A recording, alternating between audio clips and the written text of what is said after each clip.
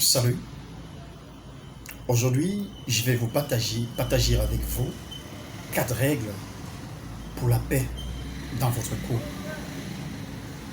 4 règles pour la paix dans votre couple. Mon constat il est triste et il est simple. Beaucoup de couples aujourd'hui se disent que parce que nous sommes mariés, on n'a plus rien à prouver. Et c'est ce qu'on entend souvent, vous voyez, une jeune fille qui dit, ben moi je suis marié aujourd'hui, j'ai plus rien à prouver. Ben c'est très dangereux. Ou un jeune garçon qui va vous dire, ben je l'ai mise à la maison, elle est là, donc j'ai plus rien à prouver. Non, c'est dangereux. Le meilleur moment pour se séduire, c'est lorsqu'on est en couple. Ça, c'est le meilleur moment pour se séduire. Parce que la vie de couple est une vie qui n'est pas facile. C'est pourquoi nous sommes là en tant que des coachs pour vous accompagner à mener ces vies-là. Une vie de couple n'est pas du tout aisée, n'est pas facile, qu'on ne vous trompe pas, qu'on ne vous dise pas que non, c'est facile, c'est X, c'est Y. Il y a l'astuce de la grand-mère, il y a l'astuce de X et Y. Et bien ça, c'est du n'importe quoi. Alors, ces 4 astuces, ces 4 règles que je vais partager avec vous, écoutez-les attentivement. Si vous avez de quoi noter, notez pour souvent les relire. Ne pas oublier parce que j'en suis sûr et certain, ça va énormément vous aider. La première règle que moi je vais partager avec vous, c'est le dialogue. C'est le dialogue. Oui, malheureusement, beaucoup de couples n'arrivent plus à se parler, surtout avec la venue des Internet, des téléphones Android. Vous allez voir les couples qui restent ensemble pendant des heures, qui ne se disent rien, mais chacun a la tête baissée sur son téléphone, sur son smartphone, en train de je ne sais pas quoi, de regarder des vidéos et sur Internet à faire du n'importe quoi. C'est dangereux. Ça fait, les téléphones portables ont pris la place du dialogue dans les couples. Et ça, c'est très dangereux. Parce que le dialogue est un médicament. Tant qu'un couple ne dialogue pas, il ne se connaît pas, il ne partage pas. Dialoguer, vous n'allez jamais dire que vous manquez de sujets de dialogue. Il y a comment s'est passée ta journée, comment la tienne a été, il y a comment vont les enfants, comment est-ce qu'ils ont travaillé à l'école, il y a la famille, il y a la belle famille, il y a X, il y a Y, il y a tellement de choses. Il y a vos projets en commun également. Il y a vos projets. Le mari, l'époux vient avec son projet, avec son idée, l'épouse vient avec la sienne. Vous vous complétez pour pouvoir avancer afin que votre futur soit meilleur. Le dialogue vous permettra de vous comprendre.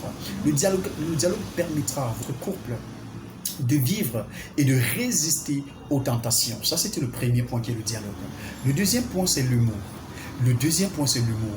Je ne vous demande pas d'être des blaguoyards ou je ne sais pas quoi, des humoristes. Non, je vous demande de mettre de l'humour dans votre couple. Qu'il y ait de l'humour. L'humour fait vivre. L'humour apporte la joie. Regardez un tout petit peu. Lorsque vous avez un comédien, un humoriste, peut-être ça peut être Fingon Tralala, ça peut être Black Oya, je ne sais pas trop qui, que vous avez l'habitude de regarder ces comédies. Lorsque vous êtes stressé, le simple fait de le voir, même s'il n'est pas en train de faire de l'humour, ça vous fait rire, ça vous fait sortir de vos gants, bref, d'oublier un tout petit peu le problème que vous aviez. C'est ça l'importance de l'humour. Donc, inculquez de l'humour dans votre relation, ok? Qu'il y ait toujours des petites blagues parce que votre couple devient, vous devenez des enfants qui jouent ensemble, quoi. Vous ne devez pas avoir des sujets tabous, vous ne devez pas avoir des limites à ne pas traverser, ce n'est pas normal. Parce que lorsque vous êtes un couple, vous êtes d'abord des amis. Et des amis, ça s'amuse, ça joue ensemble. L'humour, c'était le deuxième point. Le troisième point que vous devez apporter dans votre couple, c'est la gestion des problèmes. La gestion des problèmes. Il n'y a aucun couple qui est parfait. Moi, je dis toujours, si des couples mettent long, c'est parce qu'ils ont dans le sac plus d'un tour pour résoudre leurs problèmes. Vous comprenez?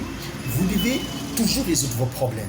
Et le conseil que je vais vous donner, c'est quoi? C'est que à chaque fois que vous avez un problème et que vous informez quelqu'un de l'extérieur de votre problème, ça veut dire que vous avez reculé d'un pas pour trouver des solutions. Ça veut simplement dire quoi? Ça veut dire si vous avez un problème entre vous et que madame ou monsieur sort avec ce problème-là de la maison pour aller en parler à son ami, à son frère, à son parent, vous n'êtes plus en train de trouver des solutions, mais vous êtes, excusez le bruit, je suis désolé pour ça, vous n'êtes plus en train de trouver des solutions, mais vous êtes plutôt en train de compliquer la résolution de votre problème. Et le secret pour toujours résoudre vos problèmes, il est très simple. Ne dormez jamais avec un problème. Ne vous couchez jamais avec un problème. Vous pouvez vous coucher le matin, l'un de vous ne se lève pas. Alors qu'est-ce que vous direz? Vous allez porter ce problème sur votre tête toute votre vie. Ne sortez jamais de votre maison le matin y laissant un problème. Peu importe le problème, essayez de le résoudre avant de sortir. Parce que lorsque vous sortez de la maison le matin, que madame n'est pas d'accord sur X ou Y chose, ou que monsieur n'est pas d'accord sur X ou Y chose, que vous n'avez pas trouvé un terrain d'entente, tout au long de la journée, ce problème vous ronge et vous vous retrouvez en train de calculer comment est-ce que vous allez le tirer de votre côté, tirer la couverture de votre côté. Bref, vous allez trouver toujours, vous allez chercher pendant la journée comment est-ce que c'est vous qui devrez avoir raison sur la situation. Par contre, dans un couple, on ne cherche pas qui a raison, mais on cherche le juste milieu pour l'évolution du couple en question. Le quatrième et dernier point serait simplement celui-là de la satisfaction sexuelle. La satisfaction sexuelle. Souvenez-vous, j'ai fait une vidéo où je vous parlais des raisons pour lesquelles on va en couple. Et je vous donne la première raison pour laquelle on se met en couple, c'est parce qu'on aimerait être sexuellement satisfait. Ça veut dire quand on a envie de passer à l'acte, qu'on puisse le faire sans stresser. Ça, c'est très important dans un couple.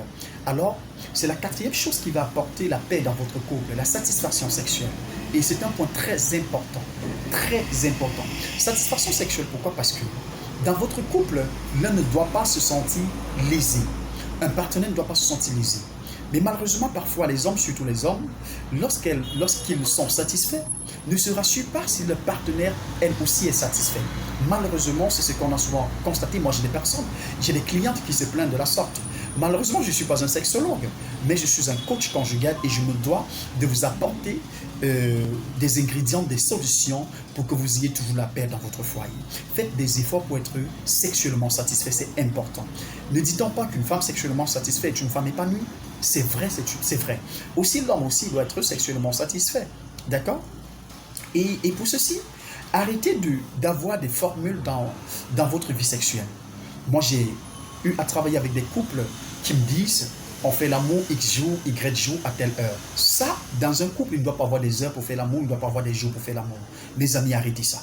Arrêtez, je suis fatigué, je reviens du boulot, je suis fatigué tous les jours, je suis fatigué tous les jours, on remet ça au week-end. Non, il y a des plaisirs qu'on ne remet pas au week-end.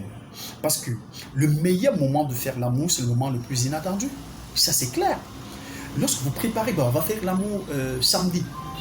Mais attendez, c'est pas un film, un match de football que vous avez regardé. Non, c'est pas match, c'est pas au cinéma, vous partez. On parle de désir sexuel.